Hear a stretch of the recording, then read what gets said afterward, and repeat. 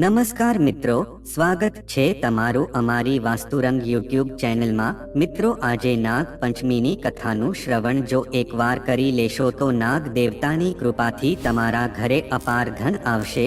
તેમજ જો તમને સાપના આવા સપના દેખાય છે તો તમારું નસીબ ચમકી જશે। તો મિત્રો, વિડીયોમાં આગળ જતા પહેલા જો તમે ઈચ્છતા હોવ કે નાગ દેવતાની કૃપા તમારી ઉપર સદા બની રહે તો વિડીયોને લાઈક કરી અને કમેન્ટમાં જય નાગ દેવતા જરૂર લખી દેજો। મિત્રો, આજે એક કથાના માધ્યમથી જાણશું કે નાગ પંચમી કેમ મનાવવામાં આવે છે। મિત્રો, વિશેષ રૂપથી શ્રાવણ મહિનાની શુક્લ પક્ષની પંચમી તિથિને આપણે નાગ પંચમી તરીકે ઓળખીએ છીએ।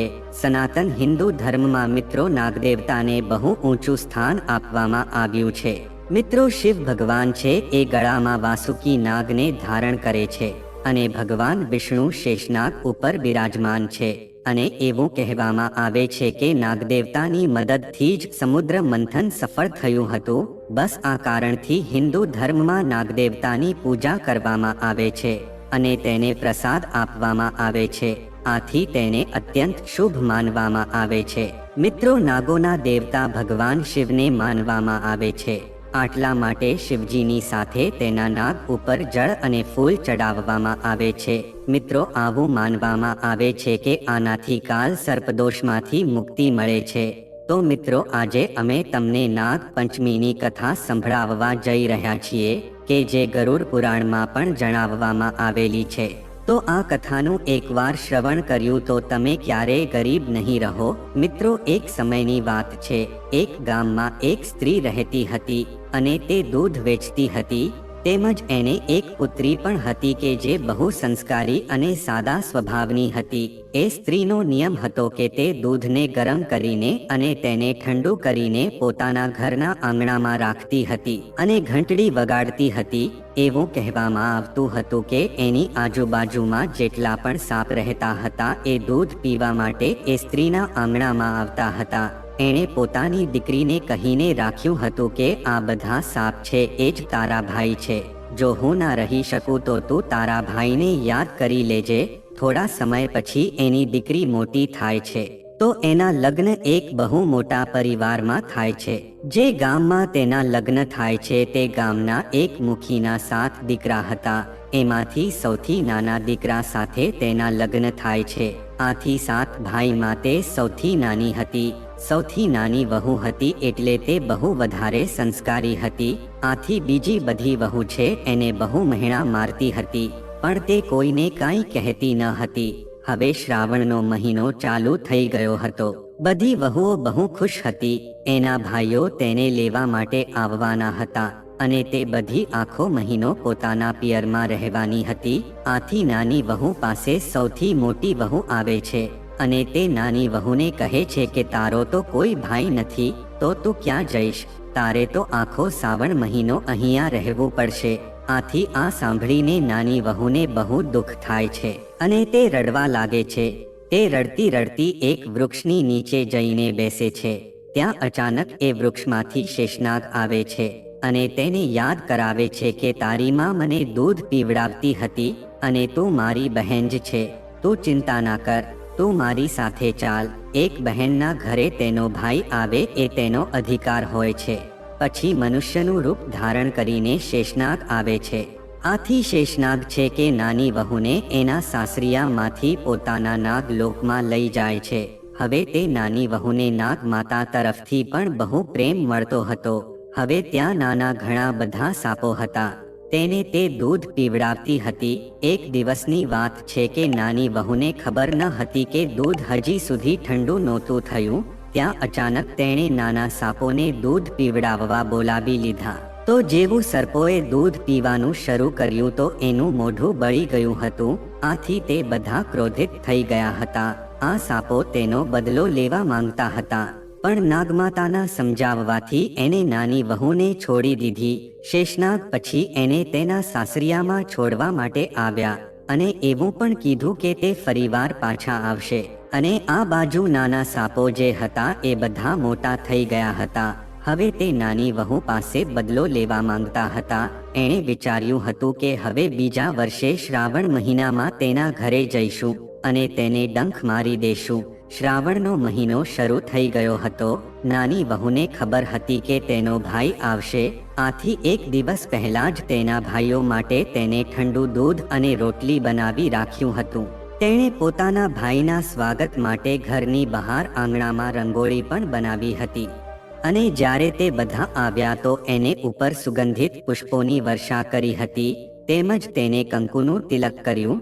પછી તેને ઠંડુ દૂધ, મીઠી રોટલી અને ફળ ખવડાવ્યા અને પોતાની ભૂલ માટે માફી પણ માંગી હતી. આના પછી બધા સર્પ ભાઈઓને વિશ્વાસ થઈ ગયો હતો કે નાની વહુથી ભૂલથી અમને ગરમ દૂધ અપાયું હતું, આથી તે તેનાથી ભૂલથી થઈ ગયું હતું. આથી બધાએ મળીને નાની વહુને ખુશ થઈને હાર આપ્યો અને સાથે વચન પણ આપ્યું કે જે કોઈ પણ અમને પ્રેમથી ઠંડુ દૂધ પીવડાવશે અમે તેને સર્પદોષથી મુક્ત કરીશું. તો મિત્રો, ત્યારથી જ શ્રાવણ મહિનામાં શુક્લ પક્ષની પંચમીથી નાગ પંચમીનો તહેવાર મનાવવામાં આવે છે કે જેનાથી બધી જ મહિલાઓ છે એ નાગદેવતાને ભાઈ માનીને તેના માટે ઠંડુ દૂધ આપીને તેની પૂજા કરે છે. તો મિત્રો, આ હતી નાગ પંચમીની મહત્વપૂર્ણ કથા. તો મિત્રો, હવે અમે તમને બીજી એક કથાના માધ્યમથી પણ તમને જણાવીએ કે જો તમે પણ સપનામાં કોઈ પણ વાર સાપ જોયો હોય તો તમે આ વિડીયોને આખો જોજો. મિત્રો, આ વિડીયોના માધ્યમથી અમે તમને જણાવશું કે સપનામાં જો સાપ દેખાય છે તો તેનો શું અર્થ હોઈ શકે છે. કારણ કે મિત્રો, પ્રાચીન પુરાણોમાં સપનામાં સાપ દેખાવાના અર્થ વિશે વિસ્તારથી જણાવવામાં આવ્યું છે. તો મિત્રો, સપનું જે આવે છે એનો આપણા જીવનને સાથે કાંઈક સંબંધ જરૂર હોય છે. અને જ્યારે આ નાગદેવતા આપણા સપનામાં આવે છે તો આપણને તે ભવિષ્યના અમુક સંકેત આપે છે. અમુક સંકેતો એવા મહત્વપૂર્ણ હોય છે કે આપણે તેને ક્યારેય નકારવા ન જોઈએ. આટલા માટે મિત્રો, જો તમે આ વિડીયો જોઈ લીધો તો તમારો બેડો પાર થઈ જશે. તો મિત્રો, આવો આપણે જાણીએ કે ભગવાન શિવે માતા પાર્વતીને નાગદેવતાના સપના વિશે ઘણી બધી મહત્વની વાત કરી છે તે જાણીએ. મિત્રો, એક સમયની વાત છે કે ભગવાન ભોળાનાથ અને માતા પાર્વતી કૈલાશ પર્વતની તળેટીમાં બેઠા હતા. તો માતા પાર્વતીજી એ ભગવાન ભોળાનાથને કીધું કે હે સ્વામી, તમે મને જણાવો કે સપના આવવાનું કારણ શું હોય છે, તેમજ તેની પાછળ શું ભગવાનનો કોઈ સંદેશ હોય છે. તો આનો અર્થ શું હોય છે? તો તમે કૃપા કરીને મને આ સપનાના રહસ્ય વિશે જણાવો. તો ભગવાન શિવે કહ્યું કે હે દેવી, સપના છે આપણા અવચેતન મનની અભિવ્યક્તિ હોય છે. તે આપણા જીવનની ઘટનાઓ, ભાવનાઓ તેમજ આકાંક્ષાઓનું પ્રતિબિંબ હોય છે. બધા જ સપના જે હોય છે તે કાંઈનો કાંઈ અર્થ જરૂર રાખે છે અને આપણને આવનારી ઘટના વિશે પૂર્વ સૂચના આપે છે. તો હવે દેવી પાર્વતીજીએ પાછું ભગવાન ભોળાનાથને પૂછ્યું કે હે સ્વામી, જો કોઈ વ્યક્તિને સપનામાં સાપ દેખાય છે તો એનો અર્થ શું હોઈ શકે છે? મનુષ્યને સપનામાં સાપ શા માટે દેખાય છે? જો સપનામાં સાપ દેખાય છે તો મનુષ્યને કોઈ સંદેશ મળે છે. જો આવું કંઈ હોય તો તમે મને વિસ્તારથી જણાવો. તો ભગવાન શિવે તેને ઉત્તર આપતા કહ્યું કે હે પાર્વતીજી, તમે સાચું જ કહ્યું છે. જો સપનામાં કોઈ મનુષ્યને સાપ દેખાય છે તો તે ભવિષ્યની સાથે તેની અમુક વાત જોડાયેલી હોય છે કે જે તેને મહત્વનો સંકેત આપે છે. આ વિષયને સમજાવતા પહેલા હું તમને એક પ્રાચીન કથા સંભળાવું છું. આ કથા એક રાજા અને મુનિની છે. આ કથાને સાંભળીને પછી તમને ખબર પડી જશે કે સપનામાં સાપ શા માટે જોવા મળે છે. આટલા માટે તમે આ કથાને ધ્યાનથી સાંભળજો અને જે કોઈ પણ આ કથાને ધ્યાનથી સાંભળે છે એને એના સપનાનું શુભ ફળ પ્રાપ્ત થાય છે. એની દરિદ્રતા દૂર થઈ જાય છે અને તેને ઉપર આવનારા સંકટ પણ ટળી જાય છે. હવે દેવી પાર્વતીજી કહે છે કે હે સ્વામી, હું આ કથાને ધ્યાનથી પૂરેપૂરી સાંભળીશ, તો તમે કૃપા કરીને મને કથા સંભળાવો. તો મહાદેવ દેવી પાર્વતીજીને કથા સંભળાવવાનું શરૂ કરે છે અને કહે છે કે હે દેવી પાર્વતીજી, પ્રાચીન સમયમાં એક મહાન રાજા હતો. તેનું નામ દેવદત્ત હતું. એ રાજા પોતાના પરાક્રમ અને શૌર્ય તેમજ ધર્મપરાયણી અને ન્યાયપ્રિય શાસક હતો. તેનું રાજ્ય બહુ વિશાળ હતું અને તેની પ્રજા તેને અત્યંત પ્રેમ અને સન્માન કરતી હતી. તે પોતાની પ્રજાની સમસ્યાને બહુ ધ્યાનથી સાંભળતા હતા અને તેનું સાચું સમાધાન આપતા હતા. અને તે મારા પરમ ભક્ત હતા. રાજા દેવદત્તની રાણીનું નામ સુભદ્રા હતું. તે અત્યંત સૌમ્ય, બુદ્ધિમાન અને રાજાને બધી જ પરિસ્થિતિમાં સાથ આપતી હતી. પણ તે રાજા અને રાણીનું કોઈ સંતાન ન હતું. આથી તે રાજા બહુ ચિંતામાં રહેતા હતા. એ રાજાએ એક દિવસ બહુ વિચિત્ર સપનું જોયું. તેને સપનામાં એવું જોયું કે તે જ્યાં સૂતા હતા તો ત્યાં બાજુમાં મરેલો સાપ એના પગની પાસે પડેલો હતો. તો તે આ સપનાને જોઈને બહુ ડરી ગયા હતા. અચાનક તેની ઊંઘ ઉડી ગઈ હતી. જાગીને પછી આ સપનું તેણે રાણી સુભદ્રાને કહ્યું હતું. આથી તેને ચિંતિત થઈને કીધું કે હે પ્રિય, મેં સપનામાં મરેલો એક સાપ જોયો હતો. આનો અર્થ શું હોઈ શકે છે? તો હવે રાણી સુભદ્રાએ રાજાને દિલાસો આપતા કહ્યું કે હે સ્વામી, સપના છે એ આપણને કોઈ સારો સંદેશ આપે છે. પણ સપનાનો અર્થ જાણવા માટે આપણે કોઈ વિદ્વાન માણસની સહાયતા લેવી પડે છે. તો મહારાજ પોતાના મંત્રીઓને બોલાવે છે અને તેને કહે છે કે હે મંત્રીઓ, આજે મેં બહુ વિચિત્ર સપનું જોયું છે. મેં સપનામાં એક મરેલો સાપને જોયો છે. તો આનો શું અર્થ હોઈ શકે છે? તમે બધા જઈને તપાસ કરો અને મને જણાવો. તો તે બધા જાય છે અને નગરમાં જે મુનિઓ નિવાસ કરે છે એને વાત કરે છે. પણ કોઈ તેને આનો સાચો અર્થ જણાવતું નથી. આ રીતે પાછા આવે છે અને રાજાને કહે છે કે મહારાજ, આપણા રાજ્યમાં એવું કોઈ નથી કે જે તમારા સપનાનો અર્થ જણાવી શકે. તો પછી એક મંત્રી રાજા પાસે આવે છે અને તેને કહે છે કે હે મહારાજ, આપણા રાજ્યની પાસે સ્થિત એક જંગલમાં મુનિ નિવાસ કરે છે કે જેણે સર્પનાશક યજ્ઞથી બધા નાગોની રક્ષા કરી હતી. આથી તેને નાગદેવતાના રક્ષક માનવામાં આવે છે. આપણે તેની પાસે જવું જોઈએ. ત્યાં અવશ્ય તમારા સપનાનો અર્થ તમને મળી જશે. પછી મહારાજ દેવદત્તે આસ્તિક મુનિના આશ્રમ ઉપર જવાનો નિર્ણય લીધો. આથી મહારાજ પોતાના સિપાહીની સાથે રથ ઉપર બેસીને તે મુનિ પાસે જાય છે. તો તે આસ્તિક મુનિ રાજાનું સ્વાગત કરે છે અને કહે છે કે હે રાજન, મારા આશ્રમમાં તમારું સ્વાગત છે. કહો, હું તમારી શું મદદ કરી શકું? તો મહારાજ દેવદત્ત કહે છે કે હે મુનિવર, હું તમારી પાસે એક મદદ માંગવા માટે આવ્યો છું. મેં સાપોનું એક વિચિત્ર સપનું જોયું છે. એનો અર્થ જાણવા માટે હું આવ્યો છું. તો તે મુનિવર કહે છે કે હે રાજા, તમે સર્પોના વિષયમાં જે પણ સપનું જોયું છે એને નિઃસંકોચ થઈને મને જણાવો. સપનામાં જો સાપ જોવા મળે છે તો તેનો અર્થ જરૂર હોય છે. આથી તમે જે સપનું જોયું છે એ મને વિસ્તારથી કહો.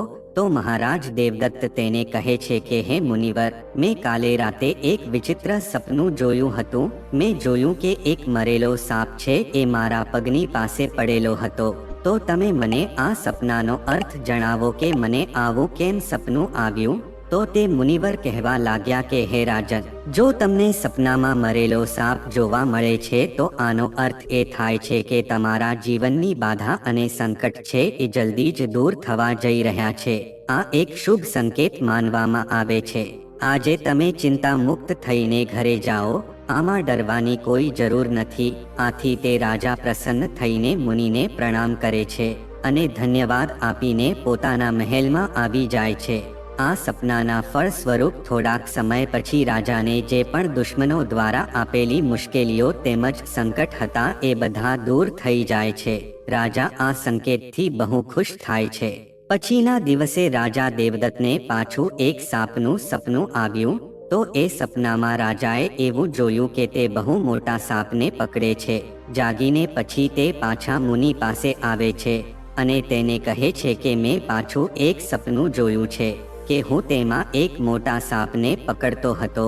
આનો અર્થ શું હોઈ શકે છે? તો તે મુનિવર કહે છે કે હે રાજા, જો તમે સપનામાં સાપને પકડતા જુઓ છો તો આ પણ એક શુભ સંકેત માનવામાં આવે છે. આ એવું દર્શાવે છે કે તમે ભવિષ્યમાં પોતાની મહેનતથી ધન સંપત્તિ પ્રાપ્ત કરશો અને તેને સાચી રીતે જ તેનો ઉપયોગ કરી શકશો. થોડાક સમય પછી રાજાએ એક યુદ્ધમાં વિજય પ્રાપ્ત કરી. આથી રાજા દેવદત્તને ત્રીજું પણ સપનું આવે છે. તો તેને ત્રીજા સપનામાં એને જોયું કે એક સાપ ઉડતો હોય એવું તેને સપનું આવે છે. તો પાછા તે રાજા છે એ મુનિવર પાસે આવે છે અને તેને કહે છે કે હે મુનિવર, મેં ત્રીજા સપનામાં એક સાપને ઉડતો જોયો છે. આનો અર્થ શું હોઈ શકે? તો મુનિવર કહે છે કે એ રાજન, જો સપનામાં તમને સાપ ઉડતો જોવા મળે છે તો આ ઉન્નતિ અને પ્રગતિનું પ્રતીક હોય છે. આના પછી રાજાના રાજ્યમાં વ્યાપારમાં બહુ ઉન્નતિ થવા લાગી. તેમજ રાજા દેવદત્તનું ચોથું સપનું એ હતું કે સપનામાં તેણે વારે વારે કાળા રંગનો સાપ જોયો હતો. આથી તે ચિંતિત થઈને મુનિ પાસે આવ્યા. તેને કહ્યું કે મેં આ સપનામાં પાછો કાળા સાપને જોયો છે. આનો શું અર્થ હોઈ શકે? તો તે મુનિવર કહેવા લાગ્યા કે જો તમને સપનામાં કાળા રંગનો સાપ વારે વારે જોવા મળે છે તો આ કાલ સર્પદોષનો સંકેત છે. જો કે જ્યોતિષશાસ્ત્રમાં આનું નિવારણ પણ બતાવવામાં આવ્યું છે. તો તે મુનિના કહેવાથી રાજાએ પૂજાપાઠ કર્યો અને કાલ સર્પદોષથી મુક્તિ મેળવી. આથી રાજાને પાંચમું સપનું એવું આવ્યું કે લીલા રંગનો સાપ તેને સપનામાં જોવા મળ્યો. આથી જાગીને પછી તે મુનિ પાસે આવીને તેને પૂછ્યું કે હે મુનેવર, મેં સપનામાં લીલા રંગનો સાપ જોયો છે. આનો અર્થ હવે શું હોઈ શકે છે? તો આસ્તિક મુનિએ કહ્યું કે હે રાજન, જો તમને સપનામાં લીલા રંગનો સાપ જોવા મળે છે તો આ એક શુભ સંકેત જ માનવામાં આવે છે અને આ નજીકના ભવિષ્યમાં તમારી સાથે કોઈ સારી ઘટના બનવાની છે એવો સંકેત આપે છે. આથી રાજાની પ્રજા પણ થોડાક સમયમાં બહુ ખુશ થઈ ગઈ હતી. તો રાજા દેવદત્તનું છઠ્ઠું સપનું એ હતું કે તેને સપનામાં સફેદ રંગનો સાપ જોયો હતો. આથી તે પાછા મુનિ પાસે આવે છે અને તેને કહે છે, મેં આ વખતે સપનામાં સફેદ રંગનો સાપ જોયો છે. આનો અર્થ હવે શું હોઈ શકે છે? તો મુનિ કહે છે કે હે રાજન, જો સપનામાં સફેદ રંગનો સાપ જોવા મળે છે તો એ પણ એક શુભ સંકેત માનવામાં આવે છે. આનાથી અપાર ધનની પ્રાપ્તિ થાય છે. થોડા સમય પછી રાજાને એક અજ્ઞાત સ્ત્રોતથી ઘણી બધી ધન સંપત્તિ પ્રાપ્ત થઈ. રાજા દેવદત્તનું સાતમું સપનું હવે એ હતું કે એક સાપ ડરીને જતો હતો. આથી જાગીને રાજાએ તરત મુનિ પાસે આવીને પૂછ્યું કે મેં સપનામાં એક સાપને ડરતા ભાગીને જોયો છે. આનો અર્થ શું છે? તો મુનિવર કહે છે કે જો સપનામાં સાપને કોઈને ડરીને ભાગતા જુઓ છો તો આ એક અશુભ સંકેત માનવામાં આવે છે. આ સંકેત એવો છે કે એ તમને પોતાના શત્રુઓથી દગો પણ મળી શકે છે. તો થોડા જ સમય પછી રાજાના એક નજીકના મંત્રીએ તેમને દગો પણ આપી દીધો. આથી તે રાજાએ તે મંત્રીને કેદ કરીને દંડ આપી દીધો.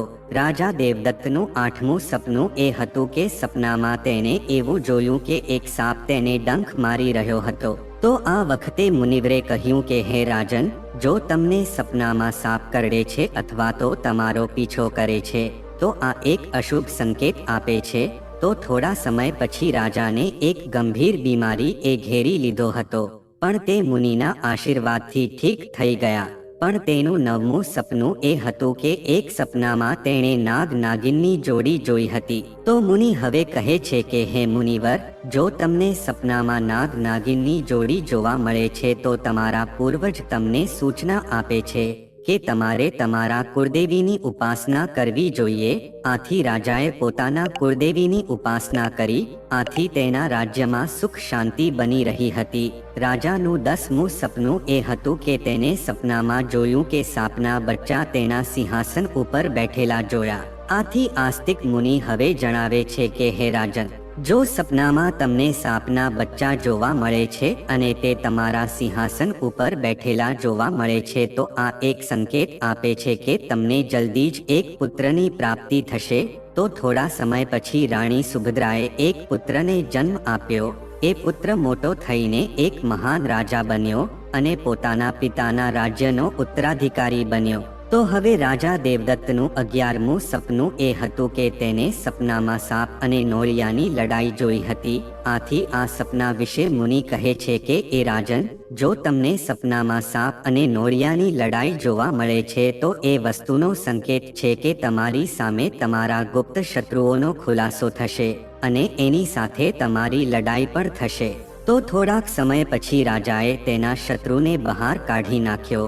પછી રાજાને 12મું સપનું એ આવ્યું કે એક સાપ છે શિવલિંગ ઉપર લપેટાયેલો હતો. તો આ સપનામાં મુનિ કહે છે કે જો તમને સપનામાં શિવલિંગ સાથે વિતાયેલો સાપ જોવા મળે છે તો આ એવો સંકેત આપે છે કે ભગવાન શિવની કૃપા તમને પ્રાપ્ત થશે અને તમારી વિશેષ મનોકામના પૂર્ણ થશે. આથી રાજાએ ભગવાન શિવની આરાધના કરી અને તેની વિશેષ મનોકામના પૂર્ણ થઈ ગઈ. આથી રાજા દેવદત્તનું હવે 13મું સપનું એ આવ્યું કે એક કાળો સાપ તેની છાતી ઉપર આવીને બેસે છે.